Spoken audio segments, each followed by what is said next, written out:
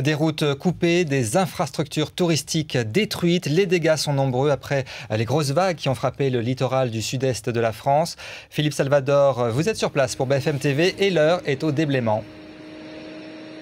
Oui, et comme vous pouvez le constater derrière moi, il y a pas mal de travail. Nous nous trouvons avec Benoît Ruiz à Villeneuve-Loubet, victime du gros coup de mer qui a eu lieu hier sur tout le littoral azuréen.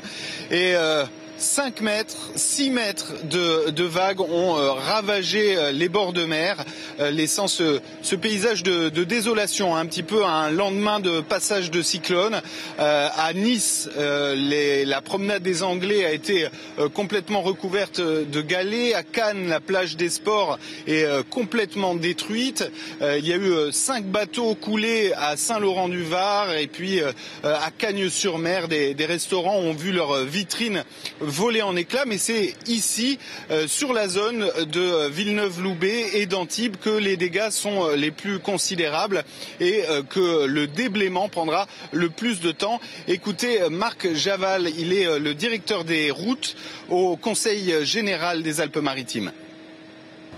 Aujourd'hui, on attend que la mer soit moins forte pour intervenir, puisque comme vous avez pu le voir depuis samedi matin, donc la forte houle a amené des monceaux de matériaux et notamment beaucoup de bois.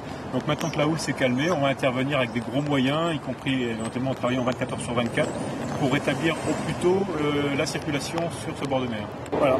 Les autres bords de mer sont moins exposés à la houle de est-sud-est et ils sont plus élevés en altimétrie, ce qui fait qu'ils sont moins exposés.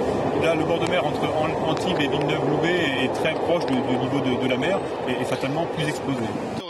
Des Alpes-Maritimes, seules les routes de Villeneuve-Loubet où nous nous trouvons et d'Antibes sont encore interdites à la circulation. Côté météo, même s'il pleut, le vent s'est calmé pour ne pas dire est tombé. Les vagues ne mesurent plus que 1 mètre, 1,50 m de haut et surtout la vigilance jaune submersion pourrait être levée dans les toutes prochaines heures.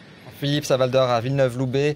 Et puis j'ajoute qu'un manutentionnaire de tractopelle est porté disparu dans le fleuve Var au niveau du pont de la Manda entre Carrosse et Nice.